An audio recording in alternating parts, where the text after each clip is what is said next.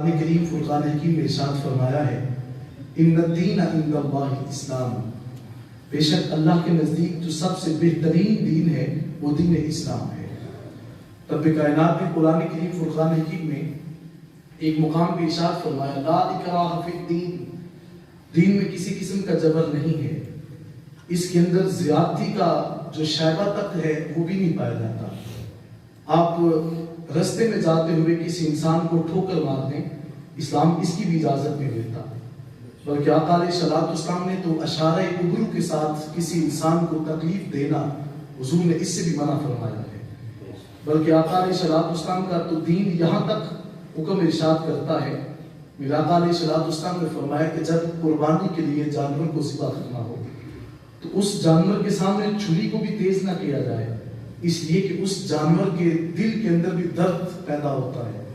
آقا علیہ الصلوۃ والسلام کا دین اس قدر نازک ترین ہے کہ کسی بھی انسان کو یہ اس بات کی اجازت نہیں دیتا کہ کسی کو جو ہے وہ دکھ اور تکلیف دی جائے، بلکہ ہمارا مذہب تو یہاں تک ہے کہ آقا علیہ الصلوۃ والسلام نے ارشاد فرمایا، میرا آقا ارشاد فرماتے ہیں کہ اگر کوئی انسان رستے میں سفر کرتا ہے اور سفر کرتے وقت سامنے ایک پتھر نظر آتا ہے تو میرا آقا فرماتے ہیں کہ اس پتھر کو اٹھا کر کے ایک طرف رکھ دینا، اللہ اس انسان کو بھی صدقہ کا ثواب عطا فرما دیتا ہے۔ اسلام اس قدر ایک دوسرے کی بھلائی چاہتا ہے، ایک دوسرے کے دکھ درد اور غم میں شریک ہونے کا اسلام ہمیں درس دیتا ہے۔ اسلام رستے میں جاتے ہوئے کسی انسان کو پکڑ کر زور و خوب کر کے اور اس کو جلا دینے کا اسلام ہمیں درس نہیں دیتا۔ تاجدار شاہ بطا علیہ الصلوۃ والسلام نے میرا آقا علیہ الصلوۃ والسلام کے سامنے حضرت عمر بن خطاب اس کے راوی ہیں، تاجدار مدینہ علیہ الصلوۃ والسلام ایک غزوہ کے اوپر حضور نے کچھ صحابہ کو بھیجا، آقا علیہ الصلوۃ والسلام خود ساتھ ہیں۔ جب غزوہ کا معاملہ منقطع ہوتا ہے تو ایک صحابی آقا علیہ الصلوۃ والسلام کے سامنے حاضر ہوتے ہیں، عرض کی حضور میں نے ایک عجیب بات دیکھی ہے، میرا آقا فرماتے ہیں بتایا جائے کہ وہ عجیب بات کون سی ہے؟ عرض کی حضور میں نے دیکھا ہے ایک شخص جو ہے وہ میری تلوار کے خوف کی وجہ سے کلمہ پڑھتا ہے، جب اس نے کلمہ پڑھا لیکن میں نے پھر بھی اس کو چھوڑا نہیں تھا، میں نے اس کو قتل کر دیا۔ تو آقا علیہ الصلوۃ والسلام نے جب اس کی بات کو سنا تو میرا آقا فرماتے کہ اس کا قصاص دیا جائے گا، اس کی دیت جو ہے 100 اونٹ دی جائے گی۔ عرض کی حضور اس نے میری تلوار کے ڈر سے کلمہ پڑھا تھا، تو میرا آقا نے کیا ارشاد فرمایا؟ آقا فرماتے لقد شققت قلبک، کیا تو نے اس کے دل کو چیر کر دیکھا تھا کہ وہ تیرے ڈر سے کلمہ پڑھ رہا ہے، یہ میری محبت رکھ کے کلمہ پڑھ رہا ہے۔ تو آقا علیہ الصلوۃ والسلام نے تو یہاں تک دست دیا ہے کہ انسانیت سے پیار کیا جائے۔ حضرت اسی وقت رستے میں ہر جاتے اٹھنے بیٹھنے والا جو انسان ہے اس کی قدر کریں۔ آقا علیہ الصلوۃ والسلام کے سامنے سے مدینہ المنورہ کی سرزمین کے اندر روایت ہے کہ ایک شخص کا جو ہے وہ جنازہ لے کر لوگ جا رہے تھے، اور فرماتے ہیں کہ وہ جنازہ کسی مسلمان کا نہیں تھا بلکہ وہ میت جو ہے کسی یہودی انسان کی تھی۔ آقا علیہ الصلوۃ والسلام کے پاس سے جب وہ جنازہ گزرتا ہے حضور کھڑے ہو جاتے ہیں، آقا علیہ الصلوۃ والسلام جب کھڑے ہوتے ہیں جنازہ گزرتا ہے، میرے آقا پھر تشریف فرما ہوتے ہیں۔ اور آپ نے فقہا سے سنا ہوگا، اسی لیے یہ حکم ہے کہ جنازہ جب سڑک کے اوپر سے گزر رہا ہو تو حکم یہ ہے کہ جنازہ جب تک گزر نہ جائے آپ وہیں پہ کھڑے رہیں، یہ اس تعظیم ہے اس میت کی جس کو آپ نے سر کے اوپر اٹھایا ہوا ہے۔ اب یہ تعظیم انسان کی ہے، اس کے اندر تخصیص اور جو ہے وہ یہ بات جو ہے یہ اس کو مقید نہیں کیا گیا کہ وہ مسلمانوں کا ہے یا کسی غیر مسلم کا ہے۔ آقا علیہ الصلوۃ والسلام اس کا جو ہے تعظیم کے لیے کھڑے ہو جاتے ہیں۔ صحابہ نے اس کی حضور وہ تو ہمارا بھائی تو نہیں ہے، اس نے آپ کا کلمہ بھی نہیں پڑھا، اس کے من کے اندر آپ کا پیار بھی نہیں ہے، اس نے آپ کی بارگاہ کے اندر آ کر کے آپ کے ساتھ محبت بھی نہیں کی، آپ نے اس کی تعظیم کیوں نہ کی؟ کیوں اس کو جو ہے اس کے استقبال کے لیے حضور آپ کھڑے ہوئے اور آپ کو دیکھ کر حضور ہم بھی کھڑے ہو گئے؟ میرا آقا علیہ الصلوۃ والسلام نے فرمایا بات یہ ہے یہودی تو ہے لیکن ہے تو انسان ہے۔ آقا علیہ الصلوۃ والسلام نے فرمایا کہ اگرچہ اس کا تعلق جو ہے اسلام کے ساتھ نہیں ہے، دین اسلام جو ہے وہ انسان کی قدر بتاتا ہے، دین اسلام جو ہے وہ انسان کو انسان بنانے کا سلیقہ اور طریقہ بتاتا ہے۔ رات اسی وقت کبھی کسی کو اپنی آنکھوں کے اشاروں کے ساتھ بھی تکلیف دینے کی کوشش نہ کریں۔ آقا علیہ الصلوۃ والسلام نے جب آخری خطبہ ارشاد فرمایا، میرا آقا ارشاد فرماتے ہیں کہ ایک مسلمان کا دوسرے مسلمان کے لیے خون حرام ہے، وَدَمُهُ وَعِرْضُهُ وَمَالُهُ، اس کا مال بھی حرام ہے۔ ہم بڑی جو ہے وہ اپنی نیت بنا کر کے کسی کا مال ہتھیار لیتے ہیں اور سوچتے ہیں کہ کون سا ہمیں کو دیکھ رہا ہے، لیکن یہ بات ذہن میں نہ آنے دیں۔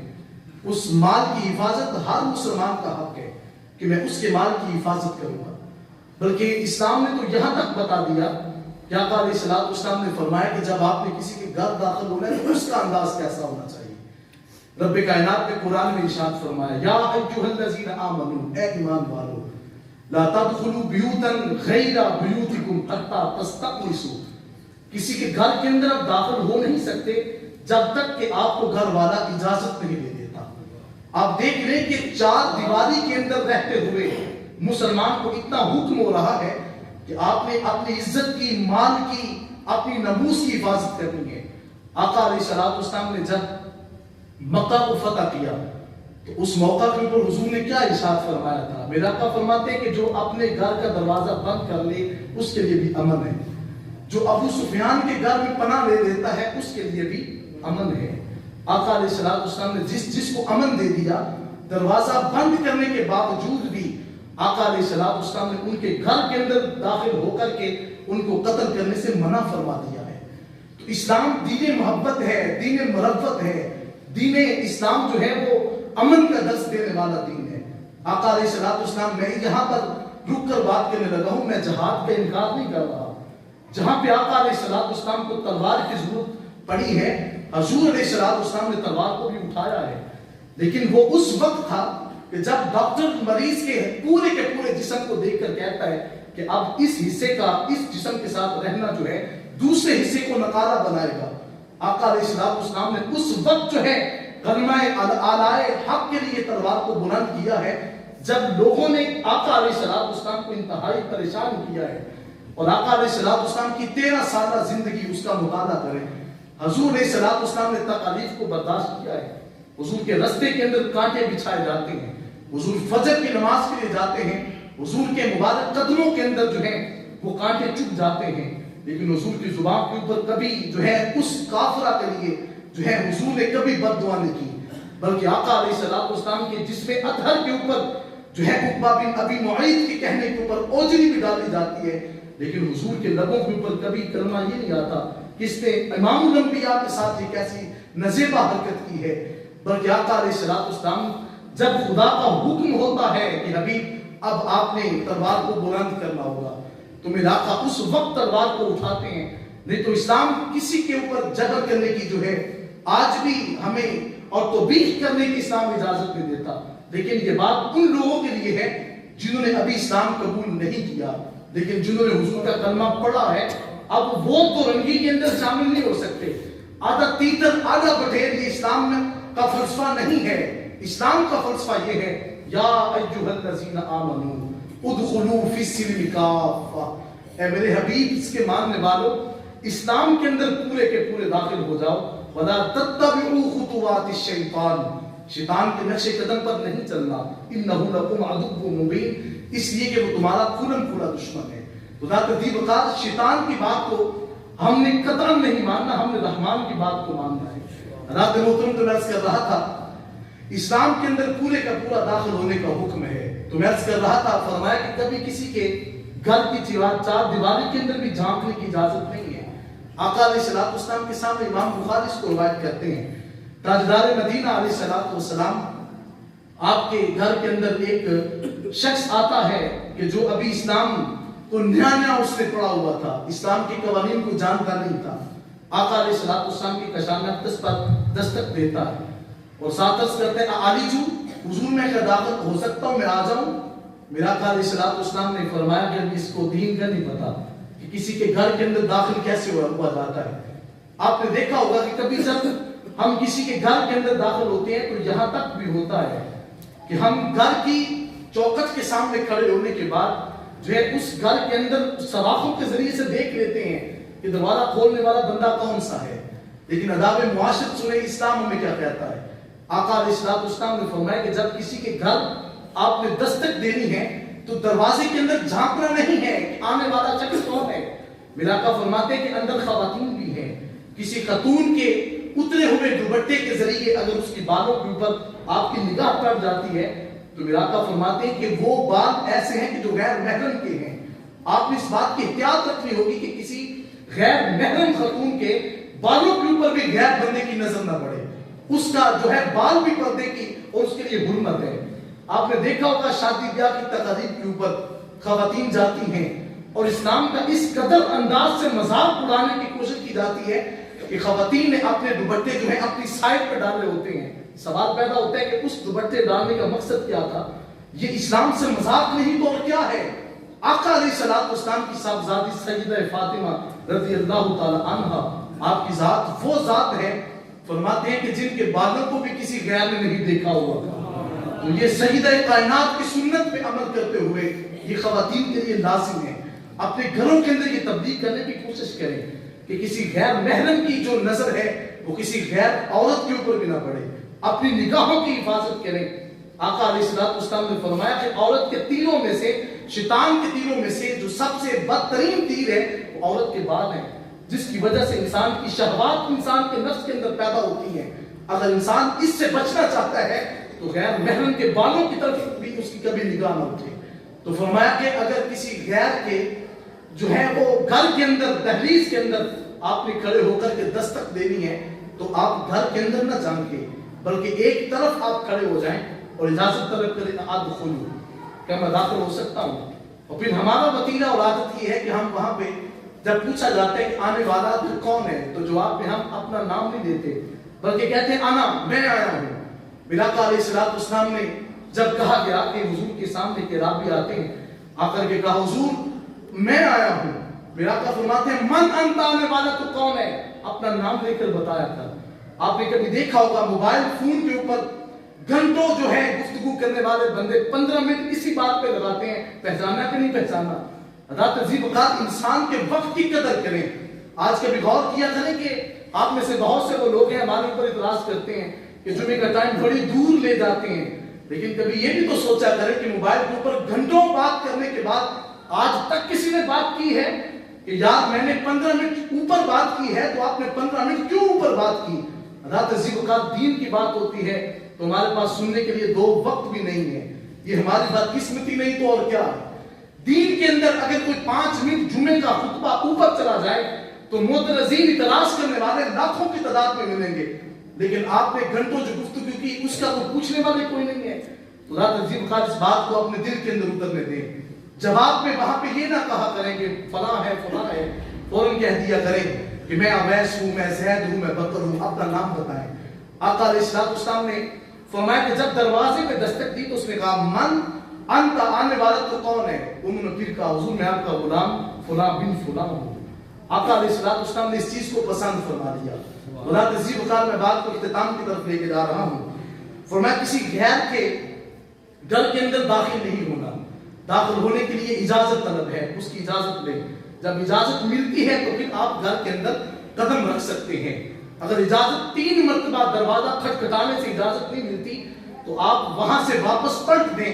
میرا آقا فرماتے ہیں کہ جب آپ وہاں سے دل کے اندر رنج پیدا کیے بغیر واپس پلٹیں گے اللہ ایک ایک قدم کا اجر جو ہے آپ کو عطا فرماتا جائے گا. اتنا ثواب ہے جو انسان کسی کے گھر سے واپس لوٹ کر جاتا ہے.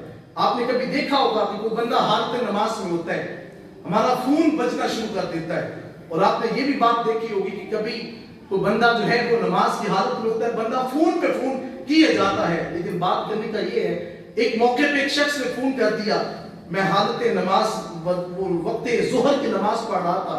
اس نے پہلی رکعت سے لے کر آخری رکعت تک فون کرنا چھوڑا نہیں ہے. جب نماز کا وقت میں سلام پھیرنے کے بعد میں نے اس سے کہا جناب میں ظہر پڑھ رہا ہوں، آپ نے پڑھی ہے؟ اس نے کہا حضرت نہیں میں نے ظہر نہیں پڑھی. تو میں نے کہا یار کم از کم یہ تو دیکھا کرو کہ ٹائم ظہر کا ہے، تو نے خود ظہر نہیں پڑھی تو جو پڑھتا ہے اس کو تو پڑھنے دو. اس نے کہا حضرت میں بڑا ضروری کام تھا. میں نے کہا نماز سے ضروری کوئی کام نہیں ہو سکتا. اب 7 سال گزر گئے، اس بندے نے دوبارہ کبھی مجھے فون کیا ہی نہیں ہے. تو وہ ناراض ہو گیا کہ مجھے یہ جو ہے وہ جھڑکی دی گئی. حضرت عزیز خان جس بندے کو حق بات کہی جاتی ہے وہ حق کو سننے کے لیے بھی راضی نہیں ہے کہ میں حق کو کیسے سماعت کروں گا. حضرت عزیز خان میں یہ آپ کو بات اس لیے سمجھا رہا ہوں کہ ہم دین فقط ہم نے پڑھا ہوا ہے، کبھی دین کو اپنے اندر بھی داخل ہونے دیں، کبھی اسلام کو اپنے اندر بھی اترنے دیں. کبھی مذہب کو جو ہے اپنے اندر داخل ہونے دیں. جب اسلام آپ کے اندر اتر جائے گا تو پھر اعلیٰ حضرت فرمائیں گے کہ جن کی ہر ادا سنت مصطفیٰ ایسے پیر طریقت پہ لاکھ سلام. تو فرمایا اے ایمان والو جب کسی کے گھر داخل ہونا ہے تو ایسی داخل نہیں ہونا, سب سے پہلے تم نے اجازت طلب کرنی ہے. آقا علیہ السلام نے فرمایا کسی کی چند درہم کی چیز پڑی ہو وہ چیز آپ کی نہیں ہے, اس کا مالک آپ کا مسلمان بھائی ہے. جب آپ کو اجازت دے گا, آج تو ہم مسجد میں بیٹھے ہوتے ہیں ہمارے جوتے محفوظ نہیں ہیں, ہم کیسے مسلمان ہیں؟ اقبال فرماتے ہیں زبان سے کہہ بھی دیا مسلمان تو کیا حاصل, دل و نگاہ مسلمان ہی تو کچھ بھی نہیں. میری آج گفتگو سننے والا ہر شخص جو ہے آج ہاتھ کر کے اٹھے کہ یار ایک جوتی کے اوپر ہمارا ایمان بک جاتا ہے, ہم کیسے مسلمان ہیں؟ مدینے کے تاجدار کا کلمہ پڑھنے والے کی تو کیفیت یہ تھی کہ ان کے تو جان کیا ان کے سر بھی کٹ جاتے تھے, لیکن کہا کرتے تھے حب مصطفیٰ تو نہیں سینے سے نکلے. تو یاد ہے حضرات عزیز وقار اس بات کو اپنے سینے میں جگہ دیں. ہمارا تو حال یہ ہے کہ ہمارے جوتے محفوظ نہیں ہیں. ہم جس جگہ پہ جاتے ہیں ہم نے تو پانی کے لوٹے جو ہیں ان کو بھی سنگلیاں باندھی ہوئی ہیں, اور ہم کیسے مدینے کے تاجدار کا نام لے رہے ہیں. لیکن فرمایا کہ آؤ اگر اسلام میں داخل ہونا ہے تو کسی کی چیز کو بھی بغیر اجازت کے ہاتھ لگانے کی تمہیں اجازت نہیں ہے. یہ اسلام ہمیں بتاتا ہے حتی تستأنسوا, یہاں تک کہ تم اجازت طلب کر لو. وتسلموا علی اہلھا, گھر جاتے ہی پھر گھر والوں کو کہنا السلام علیکم, گھر والوں تم پر سلامتی ہو. پہلے دل کے اندر رنج نہیں ہے, دکھ نہیں ہے, دل کے اندر کسی قسم کا جو ہے ہمارے دل کے اندر وہ خدشہ نہیں ہے. پھر گھر میں داخل ہونے کے بعد گھر والوں کو تم نے سلام کرنی ہوگی, اے گھر والوں تم پر سلامتی ہو. آقا علیہ السلام نے فرمایا بہت سے بچے جب اپنے گھر جاتے ہیں تو وہ گڈ مارننگ کہتے ہیں, اگر دوپہر کو جائیں تو گڈ آفٹر نون کہہ دیتے ہیں, شام کو جائیں تو گڈ جو ہے وہ ایوننگ کہہ دیتے ہیں. میں اس کا اعتراض کرنے والا نہیں ہوں, ایک نہیں تین مرتبہ کہلوایا کریں, لیکن میں پورے وثوق سے قبلہ پیر صاحب موجود ہیں, ثواب کوئی نہیں ملتا گڈ مارننگ کہنے سے. جب آپ کا بچہ بھی گھر میں داخل ہو کر کہے گا نا السلام علیکم, 10 نیکیاں آپ کے نام اعمال میں, 10 نیکیاں کہنے والے کو ملے گی. ورحمت اللہ وبرکاتہ کہنے سے اللہ 30 نیکیاں آپ کے نام اعمال میں درج ہو. بچوں کی تربیت کریں, بچوں کو کہیں. مجھے آج تک یاد ہے جب ہم بچپن میں ہوتے تھے بیگ پیچھے ہوتا تھا, گھر سے نکلتے وقت ہم کہتے ہوتے تھے گھر والوں تم پر سلامتی ہو, السلام علیکم. یہ سارے کا سارا سلسلہ کیوں چینج ہو چکا؟ کیا ہم نے مغرب کی تہذیب کو اپنانا ہے؟ ہرگز نہیں. ہم نے تہذیب اپنانی ہے تو مدینے کے تاجدار کی اپنانی ہے. ہم نے اسلام کو اپنانا ہے, ہم نے آقا علیہ السلام کی سنت اور شریعت پر عمل کرنا ہے. شادی بیاہ کی تقریبات پہ جاتے ہیں, غیر کو راضی کرنے کی کوشش کیوں کرتے ہیں؟ مدینے کے تاجدار کو راضی کرنے کی کوشش کریں. قبلہ پیر صاحب نے رات کو آپ کی صاحبزادیوں کی اور محترم جناب صاحبزادہ پیر محمد حسن حسین جو ہے آپ کے بیٹوں کی جو ہے وہ شادی کی تقریب باسعید ہے, رات کو محفل میلاد ہم نے منائی ہے. لطف نہیں آ گیا اس کا کہ آقا علیہ السلام کی جو ہے سنت بھی زندہ ہو رہی ہے, مدینے کے تاجدار کا میلاد بھی پڑھا جا رہا ہے. یہ کیفیات میں گھر ہونے کے ناطے سے بات نہیں کر رہا کہ میرے گھر کی بات ہے, ہرگز نہیں. اور نہ ہی مجھے جو ہے اس بات کا میرے حضور کی بلالم نے درس دیا ہے کہ کسی کی جو ہے خوشامد کرنی ہے. ہرگز جو ہے میں ممبر رسول پہ کھڑا ہوں, میں اس بات کو جو چیز مجھے پسند آتی ہے میں ممبر رسول پہ کھڑا ہو کے بتا دیتا ہوں. لوگوں یاد رکھو میرا کام تبلیغ کرنا ہے. میں جو ہوں ایک ریفارمر, ایک مصلح کے طور پہ میں یہاں پہ کھڑا ہوں, تو میرا کام آپ کو بتانا ہے. اور آج بھی جو مجھے چیز بڑی لگی ہے, خوبصورت لگی ہے, وہ میں نے آپ کے سامنے رکھی ہے کہ آج بھی اگر اپنے گھروں کے اندر آج امن چاہتے ہیں تو دامن مصطفیٰ کو ہاتھ سے تھام لیں. کوئی آپ کا اٹھنے والا جو قدم ہے, شیطان آپ کے گھر میں جو ہے وہ کبھی نظر بھی نہیں ڈال سکے گا اگر آپ کا من جو ہے اسلام کی طرف چلتا ہوا نظر آئے گا. آپ ندی بخار کی میں بات اس لیے کر رہا ہوں کہ آج ہمارے بیٹے بیٹیوں کی شادیاں ہوتی ہیں اور غیر تہذیبوں کو ہم راضی کرنے کی کوشش کرتے ہیں اور سوچتے ہیں کہ شاید ہمارے آقا بھی ہم پہ راضی ہو جائیں گے. ساری جو ہے آقا علیہ السلام کے سامنے ایک شخص آتا ہے, ہاتھ کے اندر اس نے جو ہے وہ سونے کی انگوٹھی پہنی ہوئی ہے شادی کے ایام کے, اور اس نے ریشمی لباس پہنا تھا. میرا آقا نے اپنی نظر موڑ لی. صحابہ عرض کرتے ہیں حضور آپ نے اس سے نظر کیوں موڑی؟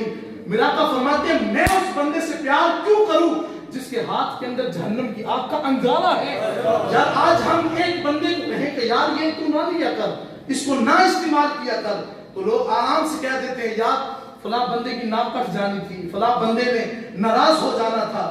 یارو یہ تو سوچو ہماری ایک غلط حرکت کی وجہ سے مدینے کے تاجدار ناراض ہو گئے تو پلے کیا رہے گا؟ کوئی عمل ہمارے پاس نہیں رہے گا, کوئی عمل ہمارا قبول نہیں ہوگا. آقا علیہ السلام نے اس بندے سے سلام نہیں دی جس کے ہاتھ کے اندر سونے کی انگوٹھی ہے. تو آج تو ہمارے بندے 5 پہن کے پھرتے ہیں اور مولانا علماء کے سامنے جو ہے بڑی بے دردی کے ساتھ اپنے ہاتھوں کو آگے کرتے ہیں کہ ہم نے 5 انگوٹھیاں پہنی ہیں, ہمیں کیا ضرورت ہے اس بات سے جیلس ہونے کی. ہماری جوتی کو بھی پرواہ نہیں ہے اس انسان کی دولت کی, جو انسان سوچتا ہے کہ ہماری ان انگوٹھیوں کی وجہ سے ان کے دل کے اندر یہ احساس پیدا ہوگا. ہمیں حضور قبلہ عالم نے دولت مال و متاع کی جو ہے حوث ہمارے دل میں داخل نہیں کی, بلکہ حضور قبلہ عالم نے ہمیں فرمایا ہے کہ تیرے ٹکڑے پسند میں خیرات مال و زر نالو. آقا جی مینو آکھی تو میرا ہے اے دومت مال و زر کے. ہمیں مدینے کے تاجدار کی محبت ہمارے دل کے اندر رچی بسی ہے. حضرت ذی وقار ہم مال و متاع کو دیکھنے والے نہیں ہیں. قبلہ پیر صاحب اکثر جمعہ میں فرماتے ہیں کہ ہمارے دل کے اندر ایمان کی اتنی دولت ہے, ایمان کی اتنی رحمت باقی ہے کہ آج تک ہم نے کبھی پیسے کا سوچا ہی نہیں ہے. حضرت ذی وقار یہ بات اپنے ذہن میں رکھیں کہ آج بھی اگر سنت اور شریعت کے اوپر پہلا اور پاسداری دیکھنی ہے تو آپ کو سرزمین ہیبت الشریف میں ملے گی. میرے حضور قبلہ عالم کی بستی سے آپ کو چاہے شہزادوں کی شکل میں ہو, چاہے آستانوں کے ایک ایک عام فرد کی شکل میں ہو, آج بھی سنت مصطفیٰ کے اوپر پہلا جو ہے وہ دیتے ہوئے آپ کی ساری اولاد نظر آئے گی. اللہ میرے اور آپ سب کی حاضری کو خدا شرف قبولیت عطا فرمائے. رب کائنات یہ جو شادی کی تقریب باسعید کے مبارک لمحات ہیں, خالق کائنات ساری زندگی خدا ان کو مبارک رکھے. وآخر دعوانا ان الحمدللہ رب العالمین.